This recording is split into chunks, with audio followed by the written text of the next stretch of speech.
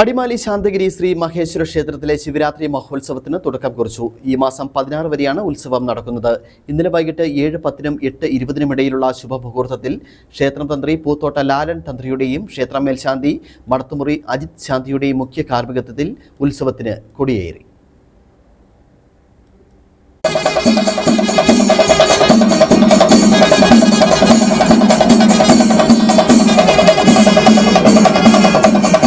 ഈ മാസം 16 വരെയാണ് അടിമാലി ശാന്തഗിരി ശ്രീ മഹേശ്വര ക്ഷേത്രത്തിൽ ശിവരാത്രി മഹോത്സവം നടക്കുന്നത്.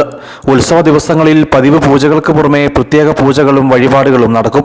ഇന്നലെ വൈകിട്ട് 7:10-നും 8:20-നും ഇടയിലുള്ള ശുഭമുഹൂർത്തത്തിൽ ക്ഷേത്രം തന്ത്രി പൂത്തോട്ട ലാലൻ തന്ത്രിയുടെയും ക്ഷേത്രമേൽശാന്തി മടത്തുമുറി അജിത് ശാന്തിയുടെയും മുഖ്യ കാർമ്മികത്വത്തിൽ ഉത്സവത്തിന് കൊടി ഉയർന്നു.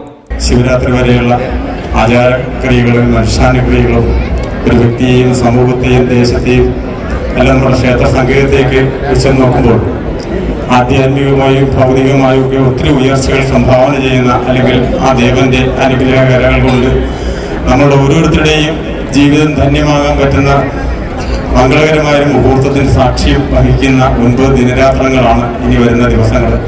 ഉത്സവത്തിന്റെ 3-ാം ദിനമായ നാളെ രാവിലെ കൂട്ടമൃത്യുഞ്ജയ ഹോമം നടക്കും. 6-ാം ദിനം വൈകിട്ട് 5-ന് അഭിഷേക കാവടി നടക്കും. 7-ാം ദിനം രാവിലെ മഹാവിദ്യാരാജ്ഞി പൂജയും വൈകിട്ട് താലപ്പൊലി ഘോഷയാത്രയും തുടർന്ന് ദീപാരാധനയും നടക്കും. 8-ാം ദിനം പള്ളിവേട്ട മഹോത്സവം നടക്കും.